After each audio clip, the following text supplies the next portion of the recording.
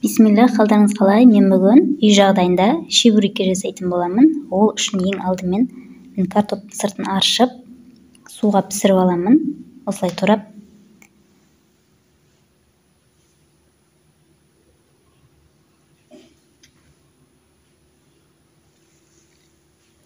Мен картопты осылай пісіргенді жақсы көремін, тез піседі. Сондықтан мен осылай пісіріп аламын.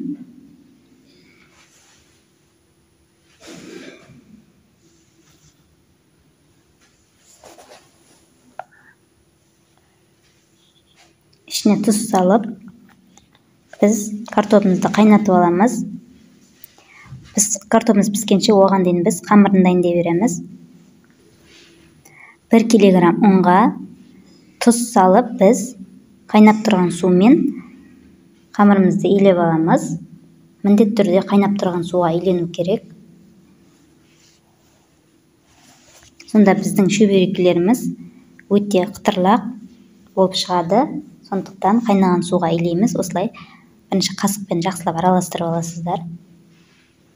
Содан кейін кішкене суығаннан кейін ары қарай илей бересіздер. Илеп болғаннан кейін мен холодильникке жарты сағатқа салып аламын.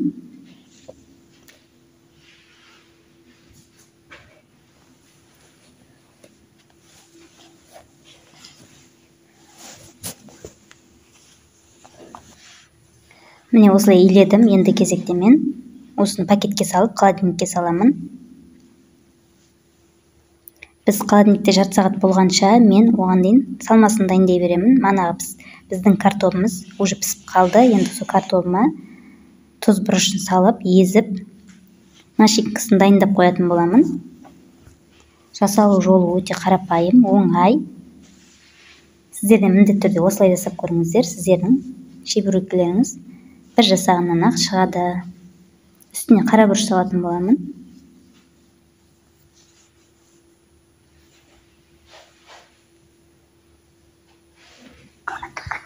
Міне дайын болып қалды біздің картопымыз. Енді кезекте біз холодильникте жарты сағат тұрған тестімізді аламыз. Осы тестімізді кішкене бөліктерге бөліп, дөңгелектеп, біз ары қарай шеберекемізді дайындайтын боламыз.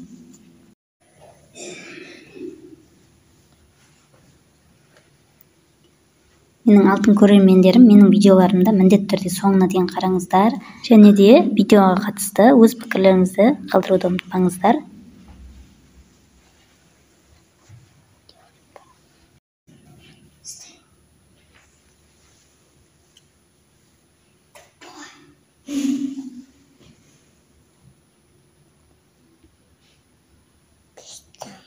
Мен осылай барлығын дөңгелектеп аламын. Мен барлығын осылай дөңгелектеп аламын. Дөңгелектеп, астына ұн салып, кішкене етіп, жайып, ары қарай ішіне начинкасын сала береміз. Салып, біріктіріп, қолыңызға егер де жабысып жатса, ұн саласыздар.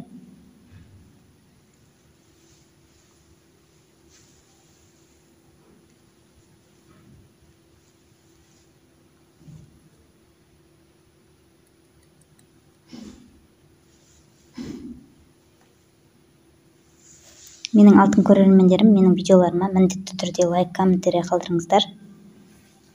Және де видеоны ең соңына дейін қараңыздар.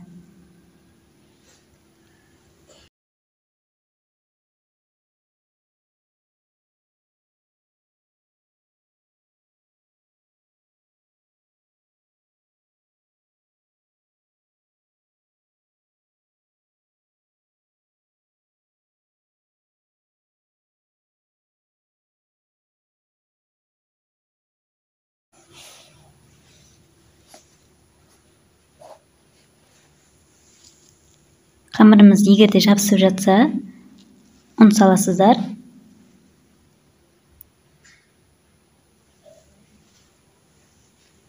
Біздің майымыз қызғанша осылай салып қоямын. Содан кейін барып қызып тұрған майға ары қарай барлығын осылай қуырып ала береміз. Екі жағын бірдей етіп, біздің майымыздың асты орташа отта қатты тұрса, егер де біздің шөберектеріміз ортасы дұрыс піспей қалуы мүмкін, сондықтан орташа отта қойдым.